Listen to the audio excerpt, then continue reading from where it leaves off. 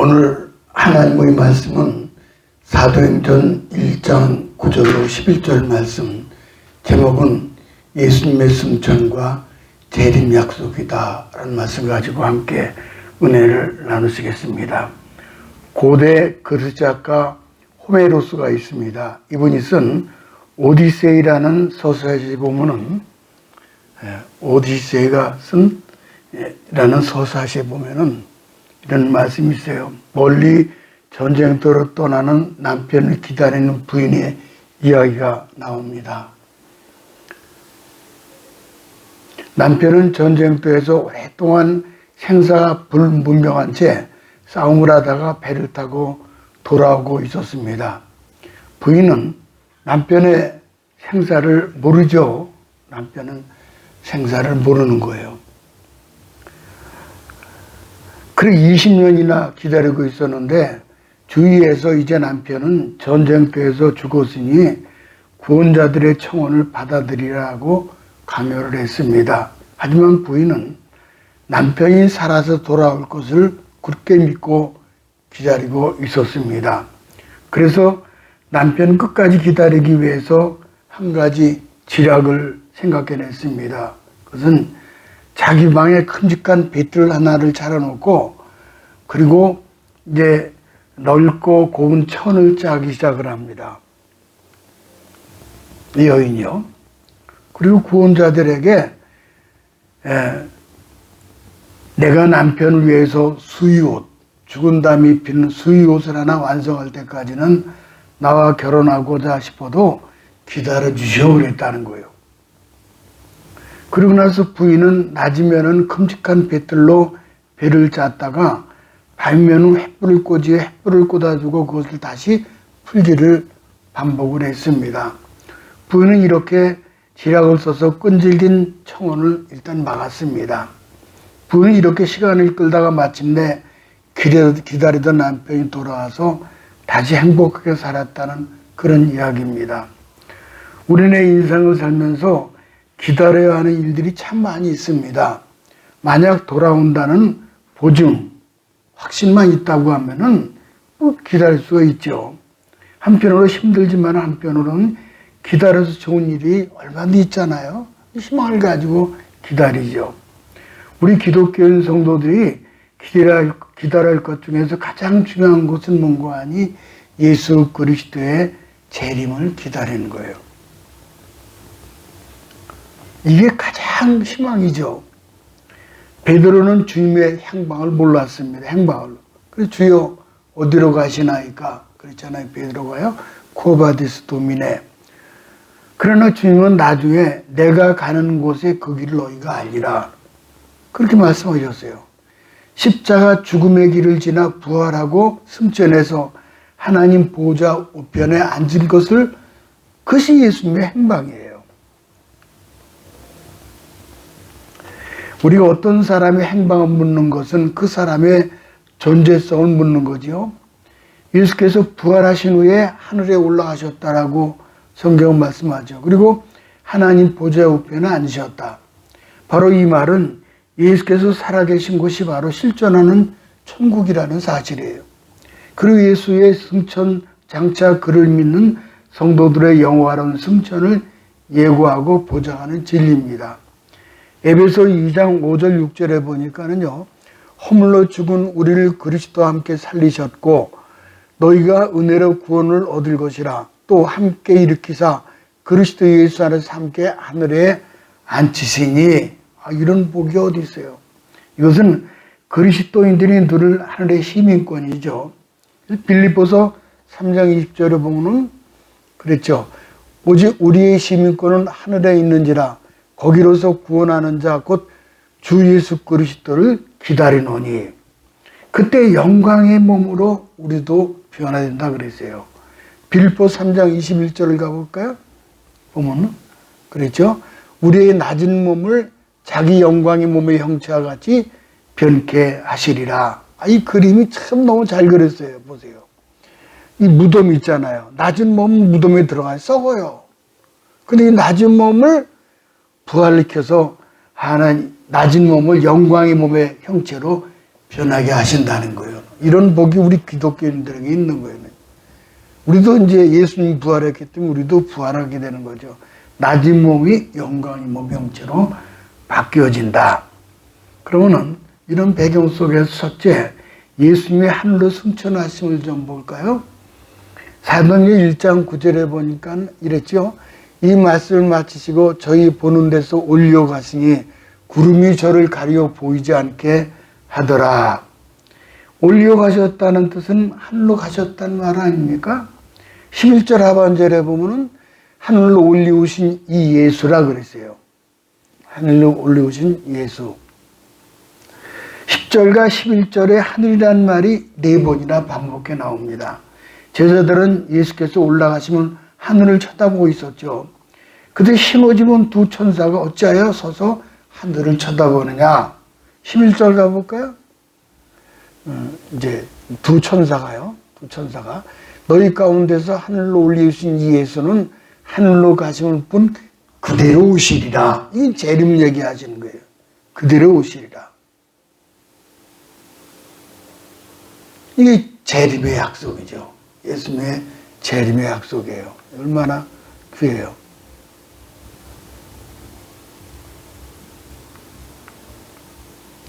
하늘로 가신 분 그대로 오실 것이다.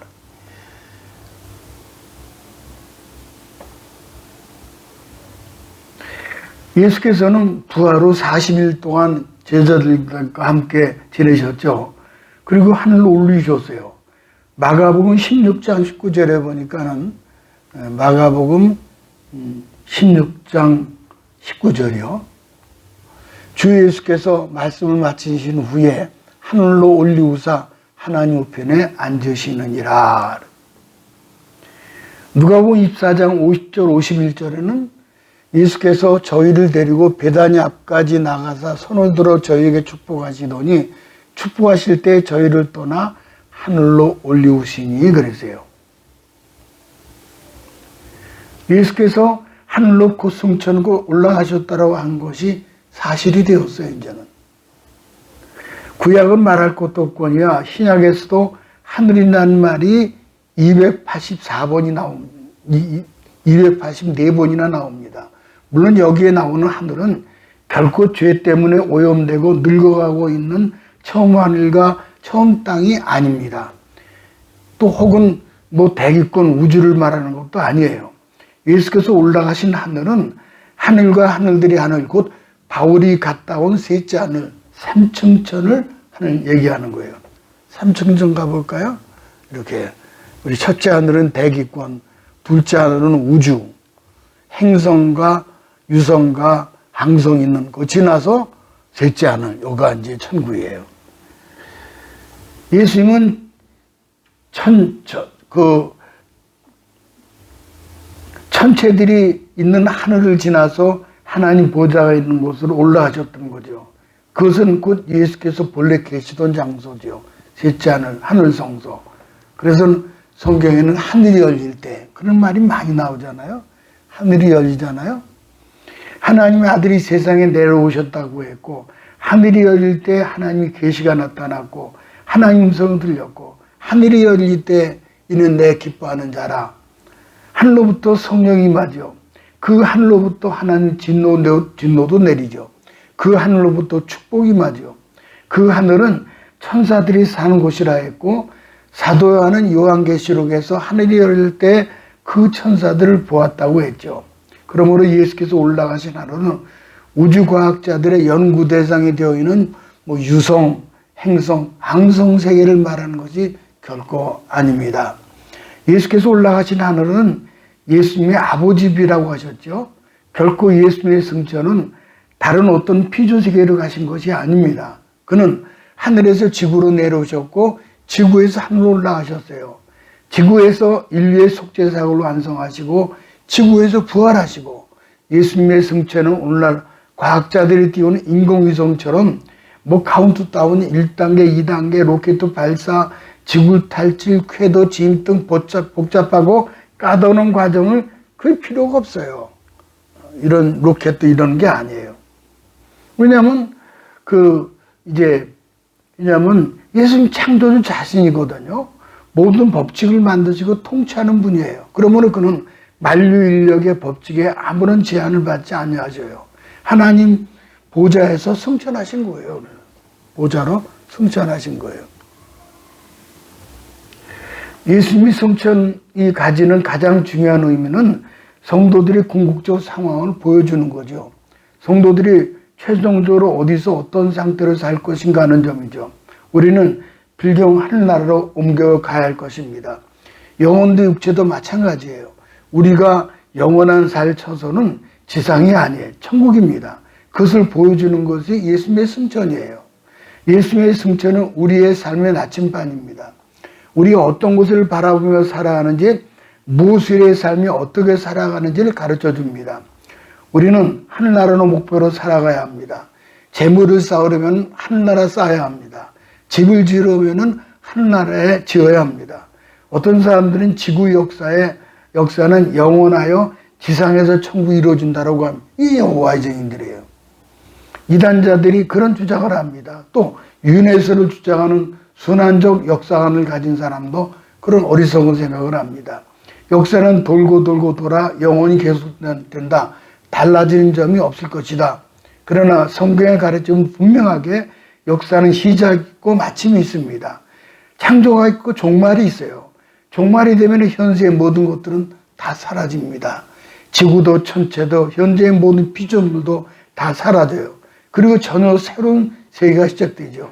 이사는 그런 세계를 새하늘과 새 땅이라 그랬죠. 이사 65장 17절 가볼까요? 보라 내가 새하늘과 새 땅을 창조하나니 이전 것은 기억되거나 마음에 생각나지 아니할 것이라. 또 베드로는 새하늘과 새 땅을 보았다 그랬죠. 베드로서 3장 13절 가볼까요?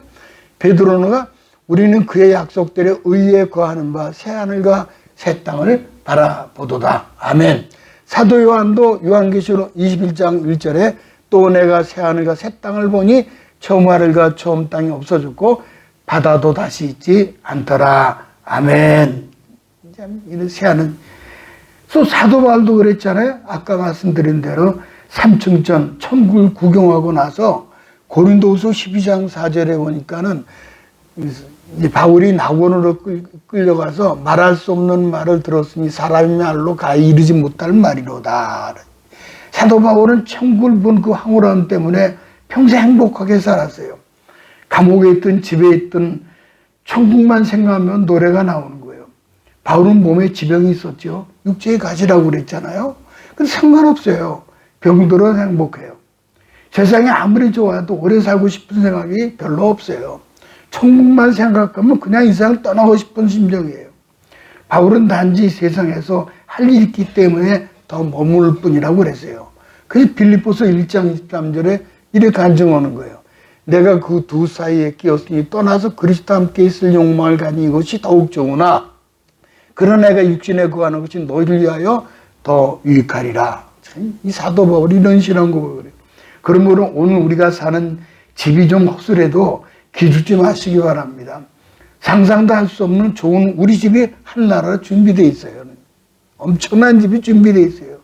그 집은 분양가 너무 비싸서 현대 정정 회장도 삼성의 이관유 회장도 미국의 빌 게이츠도 재산을 다 털어도 그건 못 사요. 창피만 당해요. 그렇게 비싸고 좋은 집이 우리 집이에요. 이미 그리스도인들은 당첨되어 이야기 끝났어요. 우리가 선택한 것이 아니죠. 하나님이 이미 우리가 차지하도록 선택해 주셨어요. 하나님 그 집이 너무 비싸기 때문에 거저 주셨어요. 조만간 영원한 집으로 우리는 다 올라가게 될 것입니다. 두 번째, 예수님이 승천하신 이유와 목적이 있죠. 첫째는 승리의 승천이죠. 승리의 승천. 사도 바울이 예수님의 승천을 시편 60편 18절 말씀을 인용을 했습니다. 에베소 4장 8절에 인용한 말씀 볼까요? 그러므로 이르기를 그가 위로 올라가실 때에 사로잡혔던 자들을 사로잡으시고 사람들에게 선물을 주셨다 하였도다. 그래서요. 주의 모습을 전쟁에 대한 대적한 자를 정복하시고 승리한 왕의 모습으로 묘사해서 승천하실 때 승리자로 승천하신 모습을 보여주고 있어요. 그리고 자기 백성에게는 선물로 세상을 이길 수 있는 성령의 선물 곧 능력과 권세를 주신 거예요. 주께서 높은 곳으로 오르셨다 그랬죠. 주께서 높은 곳으로 오르셨다. 예수님께서 세상에 있을 때 겸손한 모습으로 사셨고 사람들의 눈에는 실패자의 모습으로 사셨죠. 그러나 승천하신 예수님은 더 이상 그런 실패자의 모습이 아니고 당당한 승리자로 승천하셨어요. 이제 그 누구도 예수님 무시하거나 예수님에게 해를 가하거나 그렇게 할 수 없어요. 모든 대적자들이 그 앞에 무릎 꿇고 머리를 조아리고 조용히 심판을 기다리는 비참한 신세로 몰락하고 말았습니다. 그렇게 당당하던 불신자들이 이제는 전쟁에 패한 사람이 되어 사로잡혀 끌려가는 것처럼 굴욕을 당하게 되는 거예요. 예수님에게 침을 뱉고 조롱하고 비웃던 그 사람들이 이제는 반대로 심판을 받고 비웃음을 당하고 비참하게 형벌을 받아는 신세가 되는 거예요. 주님께서 당당하게 승리자로 하늘나라로 올림을 받고 계신 거예요. 이렇게 하나님 우편 보좌에 당당히 앉으시고 대적자들을 마지막 심판날 큰 재앙으로 영원한 불못에 던지게 될 것입니다. 대제사장으로서의 승천이에요. 히브리서 4장 14절에 보니까 이랬어요. 그러므로 우리에게 큰 대제사장이 계시니 승천하시니 곧 하나님 아들 예수시라. 우리가 믿는 도를 굳게 잡을지어다. 구약의 희생제도에 의하면은 희생제사를 드린 후에 제사장이 그 희생제물의 피를 가지고 지성소 안으로 들어갑니다. 이스라엘 온 회중들을 위해서 기도하면서 속죄를 이루도록 하죠. 히브리서 기자는 이것을 상기하면서 그리스도께서 자신의 몸과 피로 온전히 희생제사를 드린 후 단번에 지성소에 들어가셨다고 그랬어요. 예수께서 십자가에서 피를 흘리심으로 희생제사를 드리신 후에 자신의 피를 가지고 하나님 계시는 하늘나라로 올라가심으로 우리가 죄사함 받게 된 거죠. 예수의 승천이 바로 그 희생사를 대사를 드리고 지성소에 들어가는 대제사장처럼 하나님 계시는 하늘나라로 승천을 올라가신 거예요. 곧 예수님은 대제사장으로서 우리를 위하여 밤낮으로 중보기도를 하시는 거죠. 세 번째는 성령을 보내시기 위한 승천이죠. 예수님이 제자들과 함께 40일을 지내시다가 승천하신 후 오순절이 이르렀습니다. 이것은 승천하신 후 10일째 된 날이죠. 사도행전 2장 1절 4절에 보니까는요. 오순절날이 이미 이름에 그들이 다 같이 한 곳으로 모였더니 호련히 하늘로부터 급하고 강한 바람 같은 소리가 있어 그들이 앉은 온 집에 가득하며 마치 불의 호처럼 갈라진 것이 저들에게 보여 각 사람 위에 하나씩 임하여 있더니 그들이 다 성령의 충만을 받고 성령의 말하게 하심을 따라 다른 언어들로 말하기를 시작하니라. 이런 그림이에요. 다 마가다락방. 구약 성경에서 유월절을 지낸 지 50일 만에 오순절이 되는데 이는 십계명을 받은 날이 되는 것이고 동시에 신약적인 배경은 마가다락방에서 예루살렘 교회가 탄생이 된 거예요. 요한복음 16장 7절을 또 가볼까요? 그러나 내가 너에게 실상을 말하노니 내가 떠나가는 것이 너에게 유익이라. 내가 떠나가지 아니하면 보혜사가 너에게 오시지 아니할 것이요 가면 내가 그를 너에게로 보내리니. 예수님이 이 세상에 떠나는 것이 우리 성도를 위해서 유익한 것이라 그러셨죠. 왜냐하면 예수님은 시간과 공간에 제한을 받으시기 때문에 모든 사람들과 함께 동시에 계실 수가 없어요. 그러나 이제는 시간과 공간에 관계없이 언제나 성령님을 통해서 예수님을 만날 수 있게 되는 거죠. 마지막 네 번째는 우리가 갈 처소를 예비하기라 그랬죠. 승천하신 거예요. 요한복음 14장 1절로 3절에 보죠. 유명한 말씀. 너희는 마음에 근심하지 말라. 하나님 믿으니 또 나를 믿으라. 내 아버지 집에 거할 곳이 많도다. 그렇지 않으면 너희에게 일렀으리라. 내가 너희를 위하여 처소를 예비하러 가노니 가서 너희를 위하여 거처를 예비하면 내가 다시 와서 너희로 내게로 응답하여 나 있는 곳에 너희도 있게 하리라. 천국을 준비하러 가신 거예요. 처소, 거처 똑같은 말이에요. 예수께서 가시는 것은 우리가 가서 머물 천국을 마련하시기 위함이다. 그래서 성경은 말씀하고 있어요. 마지막 세 번째, 예수님이 재림의 약속을 올바른 좀 이해를 할 필요가 있습니다. 10절, 11절을 가볼까요? 올라가실 때 제자들이 자세히 하늘을 쳐다보고 있는데 흰 옷 입은 두 사람이 그들 곁에 서서 이르되 갈릴리 사람들은 어찌하여 서서 하늘을 쳐다보느냐. 너희 가운데서 하늘로 올리우신 이 예수는 하늘로 가심을 본 그대로 오시리라. 주님의 승천은 제자들에게 당황스러운 사건이죠. 그때까지도 제자들은 예수님이 예루살렘에서 유대인 나라를 세울 것을 생각을 했습니다. 예수님이 승천하신 장소는 감난산에서 500명의 사람들이 주님을 따르고 있었죠. 그들은 모두 이런 생각을 하고 있었습니다. 이제 예수님이 무덤에서 다시 부활하셨으니 주님의 나라가 곧 시작될 것이다. 주님의 제자들이 그런 날이 오기를 3년 반 동안이나 열심히 따라다녔잖아요. 그 누가복음 24장 50절 51절 보니까는 예수께서 저희를 데리고 베다니아까지 나가서 손을 들어 저에게 축복하시더니 축복하실 때 저희를 떠나 하늘로 올리우시니 제자들은 하늘만 쳐다보고 있는 거예요. 그때 천사들이 갈릴리 사람도 어째 하늘을 쳐다보느냐. 너희 가운데 올라오신 예수는 하늘로 가신 분 그대로 오시리라. 재림은 두 가지 의미예요. 첫째는 역사의 종말과 심판을 의미하죠. 주님의 재림은 현존하는 모든 역사는 끝이 납니다. 창조에서 시작된 모든 피조물의 역사가 재림으로 다 마감이 되는 거예요. 동물도 식물도 하늘의 천체들도 주님의 재림으로 마감이 됩니다. 아담에서 시작된 인류 역사도 주님의 재림으로 마감이 돼요. 주님은 만물을 창조하시고 시작한 분이죠. 주님은 인류 역사를 시작한 분이에요. 그래서 그 피조 세계가 인간의 타락으로 깨졌는데 멸망할 수밖에 없죠. 그 멸망의 시점이 바로 주님이 재림하신 날이에요. 재림은 주님이 시작하신 모든 세계의 종말을 의미합니다. 이어서 모든 피조물에 대한 심판을 의미하죠. 아담 때부터 인간 세상을 더럽혔던 모든 죄악은 주님의 재림으로 완전히 심판을 받습니다. 우리가 항상 의문을 품어왔던 것이 죄악에 대한 보응과 심판 아닙니까? 왜 악한 자들이 버젓이 형세하고 잘 먹고 잘 사는가? 하나님 과연 계신가? 권선징악이라는 것이 정말 존재하는가? 인류의 전 역사를 통해서 이루어졌던 숙제가 단번에 해결이 돼요. 주님은 전 인류를 둘로 나누십니다. 주 안에서 회개한 백성, 하나님의 자녀들, 그리고 하나님 인정하지 않고 회개를 거부했던 자들, 회개하고 주를 믿는 자들은 천국으로, 나머지는 지옥으로 영원한 운명이 확정됩니다. 창세 이후로 존재했던 모든 사람들이 다 함께 주님 앞에 심판을 받죠. 마태복음 25장 31절 가볼까요? 인자가 자기 영광으로 모든 천사와 함께 올 때에 자기 영광의 보좌에 앉으리니 모든 민족을 그 앞에 모으고 각각 분별하기를 목자가 양과 염소를 분별하는 것 같이 하여 양은 그 오른편에 염소는 왼편에 두리라. 주님의 재림으로 새로운 우주 질서가 시작이 됩니다. 베드로후서 3장 12절 가볼까요? 그날에 하늘이 불에 타서 풀어지고 체질이 뜨거운 불에 녹아지려니와 우리는 그의 약속대로 의에 구하는 바 새하늘과 새 땅을 바라보도다. 자연 생태계도 새로운 질서로 재편됩니다. 현재의 생태계는 양육강식의 생태로 구조되어 있죠. 구조로 되어 있어요.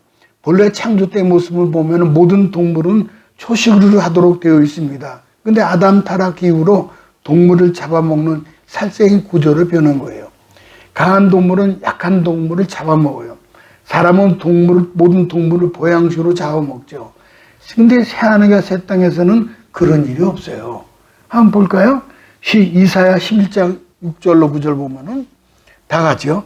그때의 이리가 어린 양과 함께 거하며 표범이 어린 염소와 함께 누우며 송아지와 어린 사자와 살찐 짐승이 함께 있어 어린아이에게 끌리며 젖먹는 아이가 독사의 구멍에 장난을 하며 젖대는 어린아이가 독사의 굴에 손을 넣을 것이니라.